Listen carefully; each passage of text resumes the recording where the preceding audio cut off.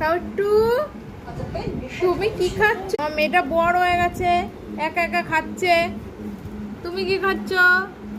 Fried rice সবজি। তোমার শরীর কেমন আছে? মোটামুটি। আর তুমি কি বলতে চাও? রুটি ভালো লাগে? এগুলো ভালো লাগে না? একটু তাকাও। আজকে কি তোমার?